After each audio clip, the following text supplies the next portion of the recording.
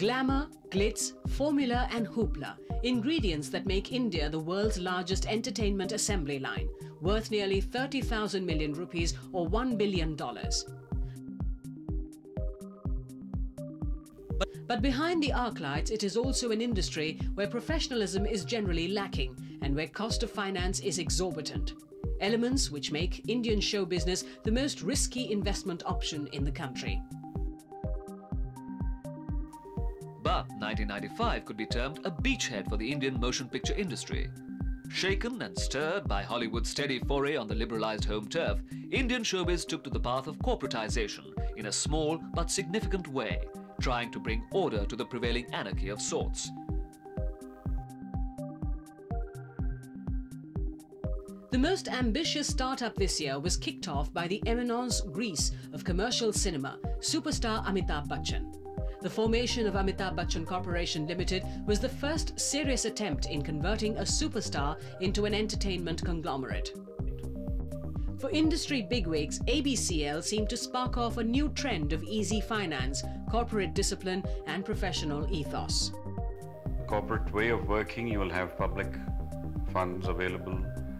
Therefore, those very high finance rates will not be prevalent anymore. Once that comes in and the proper financing is possible, automatically a lot of discipline comes in also. While Indian showbiz was trying to pull its act together, the industry was dogged by a serious crisis in the form of incarcerated star Sanjay Dutt.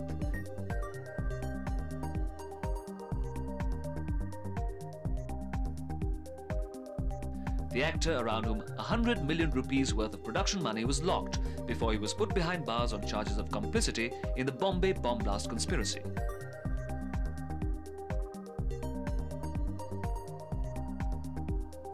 With pleas for interim bails being rejected, freedom began to look an elusive entity for Dutt. But towards the end of the year, the industry's agonizing wait drew to a close as the Supreme Court released Dutt on interim bail to a spontaneous and jubilant welcome.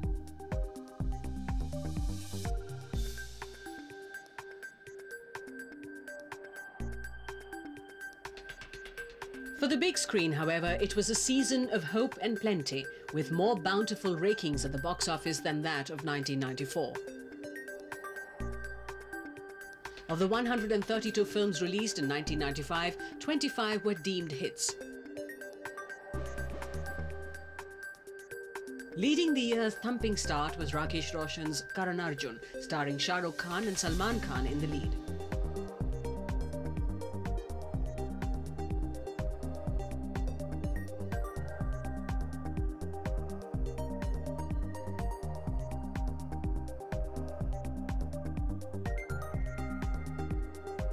David Dhawan's Coolie No. 1 was another crowd puller, with Govinda and Karishma proving to be a popular dancing combination.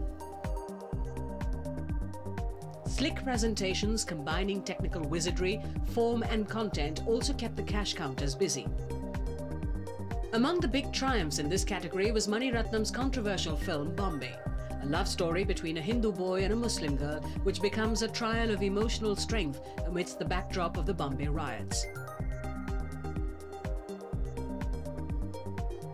If Bombay presented the new face of Manisha Koirala, Hyderabad whiz kid Ram Gopal Verma flaunted a new figure with his runaway hit Rangila.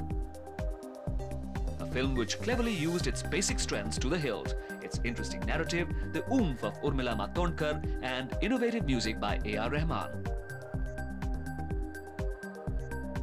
Towards the end of the year came the love story that made Shah Rukh Khan and starlet Kajol the latest heartthrobs of the nation. A debut film by Yash Chopra's young son Aditya Chopra that finally shook off the nation's hangover of Hum Aapke Hain Kaun. Dilwale Dulhaniya Le Jayenge, the biggest hit of 1995, and a film that looks well set to dominate the screen in 1996 too. But epic scale and big star casts also did not always translate into huge returns. The most sorry example was that of Trimurti, which was dismissed as a disappointment on the day of its premiere itself. Story is okay, not very well, it's okay.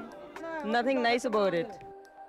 Nor could ambitious launch vehicles and father figures do the magic for star kids Bobby Deol and Twinkle Khanna in Dharmen's Barsat. On the other hand, films dogged by controversy managed to whip up media and public interest about them. But some, like Shekhar Kapoor's acclaimed Bandit Queen, faced newer hurdles as it waited almost a whole year to get past the censors. The film's exploitation, because there's so much of hype about it in the negative, positive, both ways, and people would be anxious to see. In the overall reckoning, 1995 might have been a win-win situation for the film industry. But it also faced increasing competition for viewership from the smaller screen. So much so that the boob tube became a decisive battleground for international media barons. The lure of megabucks in the booming medium attracted a host of movie moguls and television titans. For the entertainment pundits, however, 1996 promises more exciting fare. With satellite and cable channels planning to join the existing rush, tougher battles for minds and eyes are likely to be fought, both in the skies and on the ground.